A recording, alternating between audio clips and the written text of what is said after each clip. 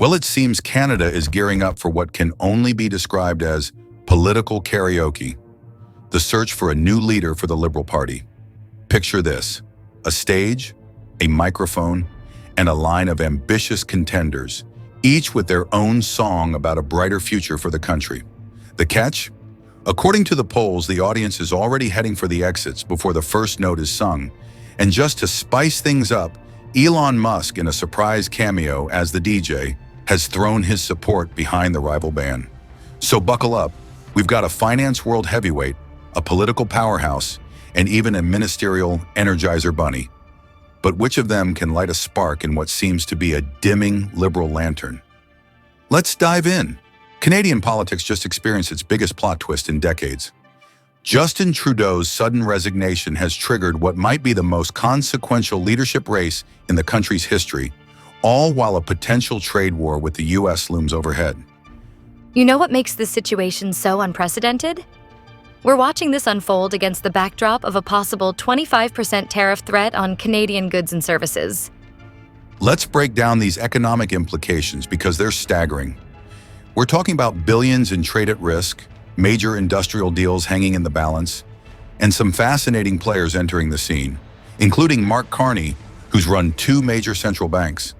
Speaking of major deals, what's your take on François-Philippe Champagne's recent victories? Those multi-billion-dollar agreements with Stellantis and Volkswagen seem pretty strategic right now. Well, those deals are actually crucial to understanding the bigger picture here. Champagne secured a $2.8 billion EV production deal with Stellantis and a massive $7 billion Volkswagen Gigafactory project, the first outside Europe. That's the kind of economic momentum any new leader would love to inherit. But then we've got these polls showing the Liberal Party might lose regardless of who takes over. That's got to affect who's willing to step up, right? That's exactly what makes this race so fascinating from a strategic perspective. You've got someone like Chrystia Freeland, who essentially triggered this whole situation by resigning 3 weeks ago over trade disagreements with Trudeau. She's got the experience, but now she's also carrying that baggage. And let's not forget the regional dynamics at play here. The Liberal Party traditionally drawing leaders from Ontario and Quebec, but now we're seeing this potential Western shift.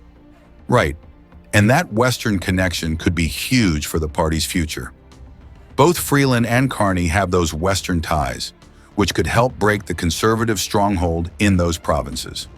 It's like watching a chess game where the pieces are suddenly allowed to move in new ways. So what do you make of Elon Musk throwing his support behind Conservative leader Pierre Poilievre? That seems like an interesting wild card in all this. Well, it really shows how Canadian politics has become increasingly intertwined with these larger North American tech and business dynamics. You've got Musk, who's not just a tech CEO anymore, but a major political influencer weighing in on Canadian leadership. The timing of all this is pretty crucial too. Parliament returns in March, and there's this very real possibility of the government falling.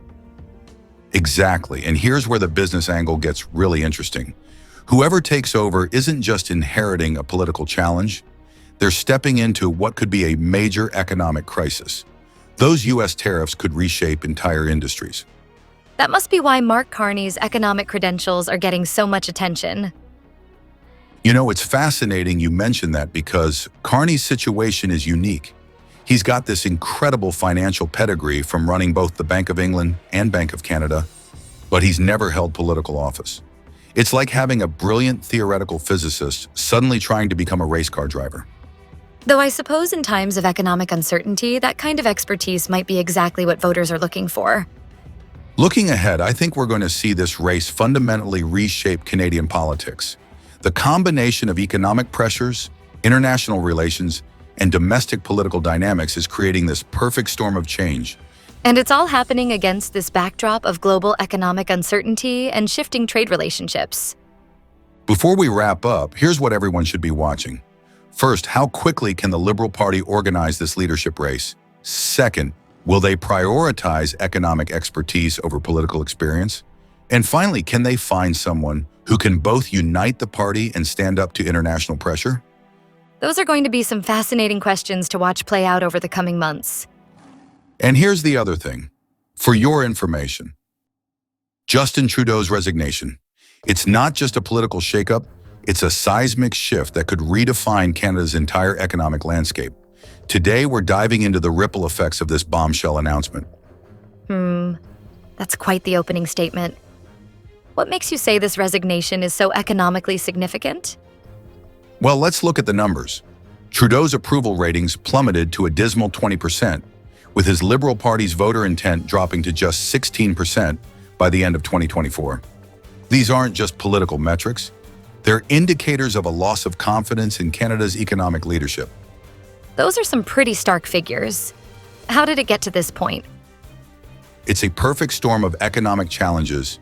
You've got a housing crisis that's made home ownership a pipe dream for many Canadians, persistent inflation eating away at purchasing power, and then there's the departure of Finance Minister Chrystia Freeland in December 2024 over fiscal policy disagreements.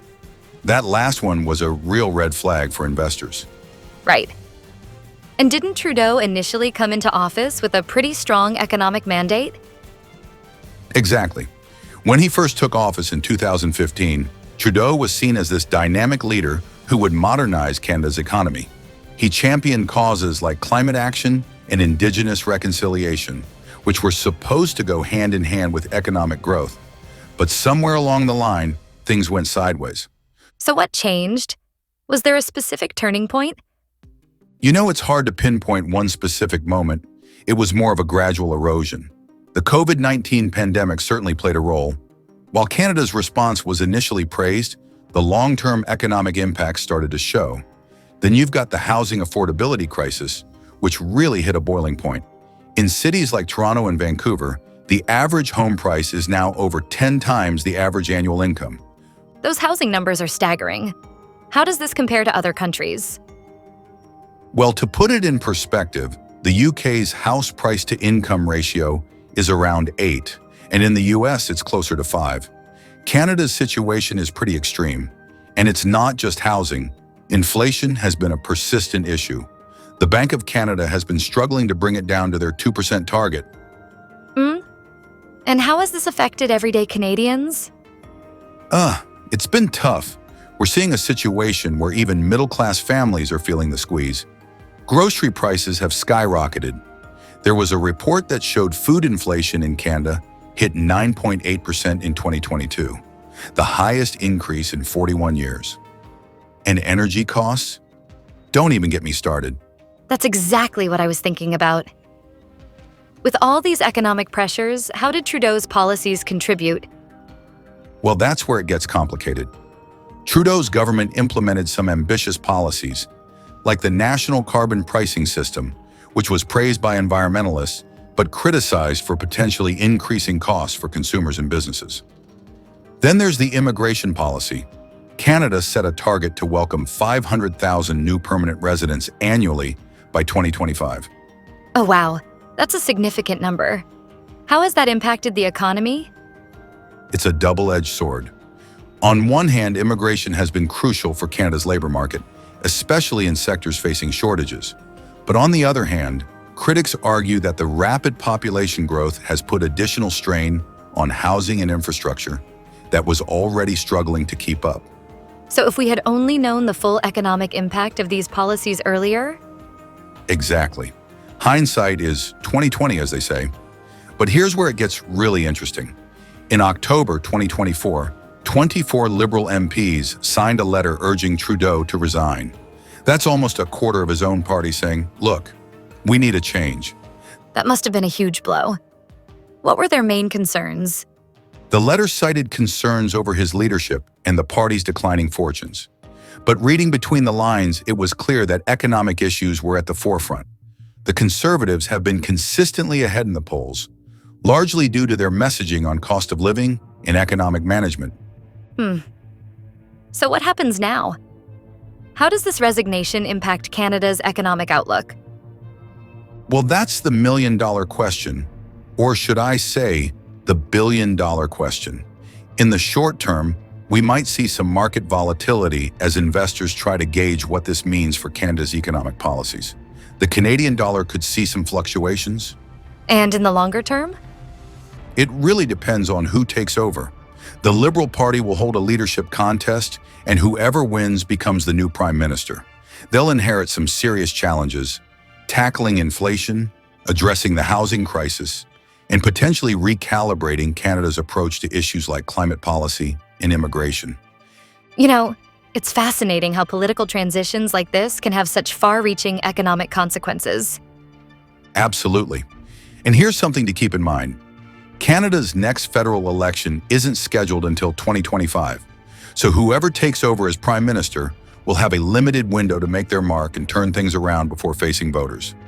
Well, that's certainly going to be a challenge. Any predictions on what we might see in terms of policy shifts? It's hard to say for sure, but I'd expect to see a renewed focus on affordability issues. We might see proposals for increased housing supply, potentially some tax reforms, and maybe a more moderate approach to climate policies that tries to balance environmental concerns with economic growth. So if we're looking at the big picture, how might this impact Canada's position on the global stage? That's a great question. Canada's been a strong voice on issues like climate change and multilateralism under Trudeau. The next leader will need to quickly establish their own presence on the international stage. There could be implications for trade relationships, particularly with the US, which is Canada's largest trading partner. It sounds like we're in for some interesting times in Canadian politics and economics. You can say that again. As we wrap up, I think the key takeaway is that this resignation isn't just a political story, it's an economic one. It reflects the challenges Canada's facing and could signal a shift in how the country approaches everything from housing policy to international trade. Well, it's certainly given us a lot to think about. Thanks for breaking it down for us today. Always a pleasure. And remember, in the world of politics and economics, change is the only constant. We'll be keeping a close eye on how this transition unfolds and what it means for Canada's economic future. Until next time, keep watching those markets.